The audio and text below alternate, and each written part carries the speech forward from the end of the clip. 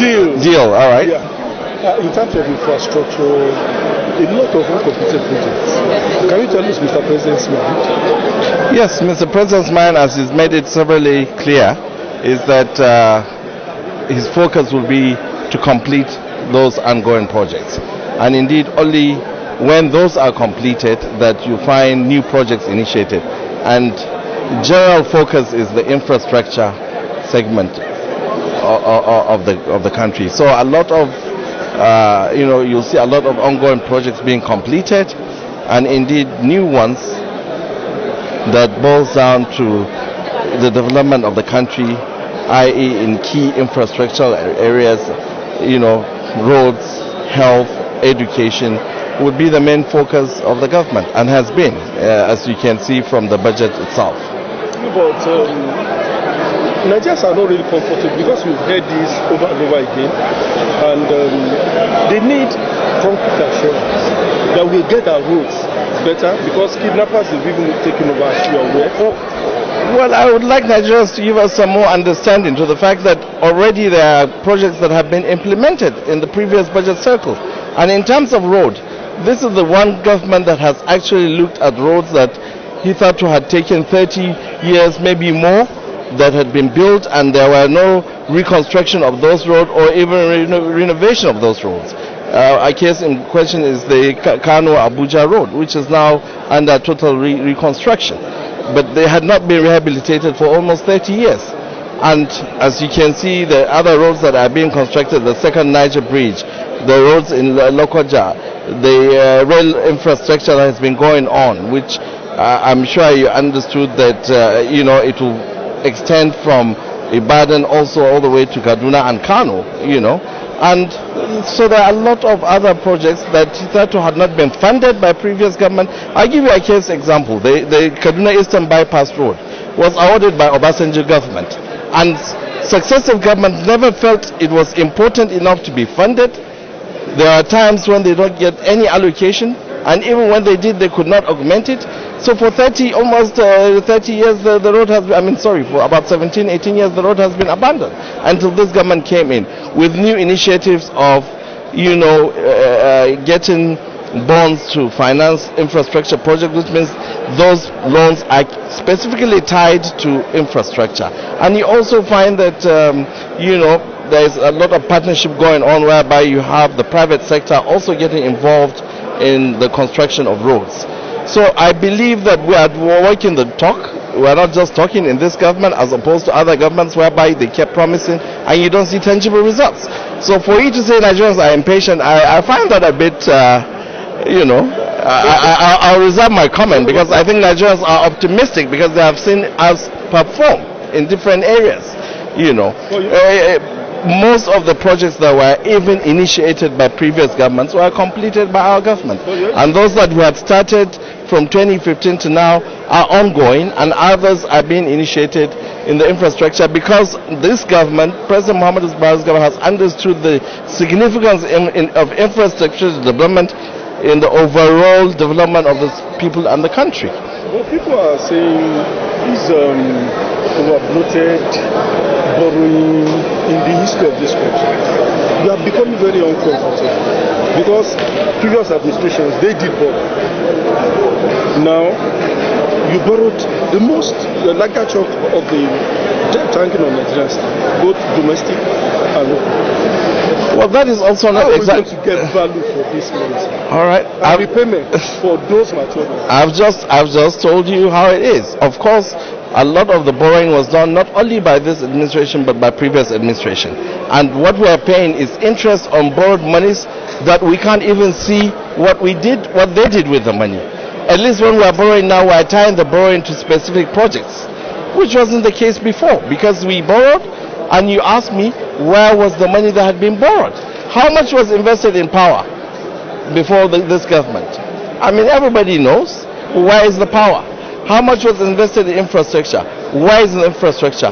Go back from 1999 to date and find out projects that were even claimed to have been awarded, paid for, and go and see if the projects are there on the ground.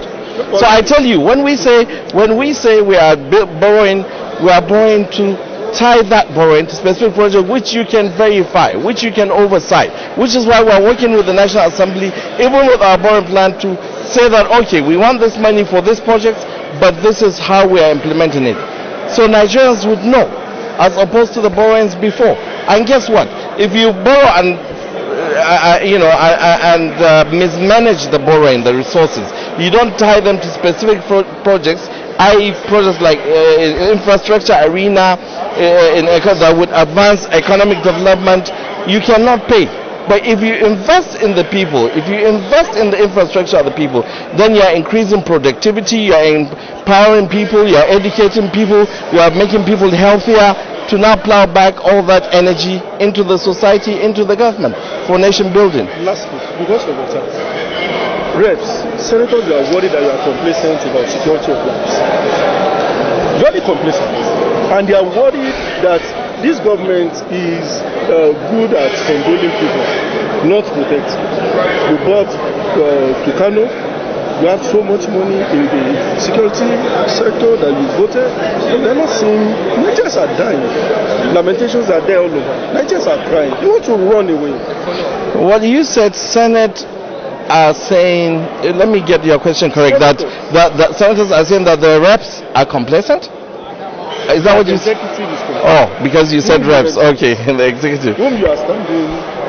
Well, I didn't hear them say we are being complacent. I don't know if those were your language or somebody else's language. That they said we are being complacent. That's the word they used? Okay. Even grievous ones. Grievous ones. Okay. I think this government has taken security head on.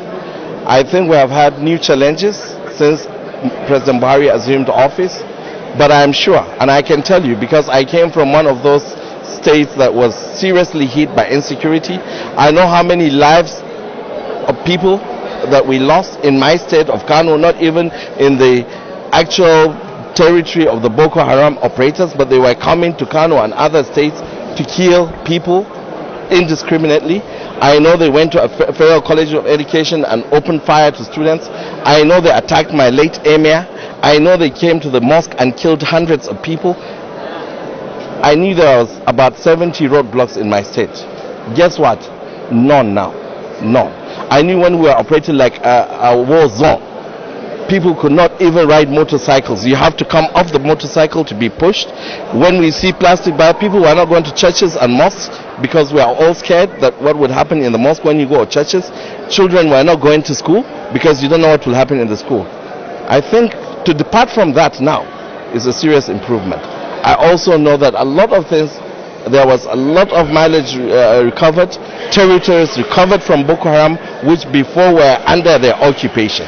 So for any Nigerian to say that the government is complacent or there is no, we are being like a daisical in the treatment of, crimes or what have you, is being most unfair. Right. However, challenges evolve from time to time.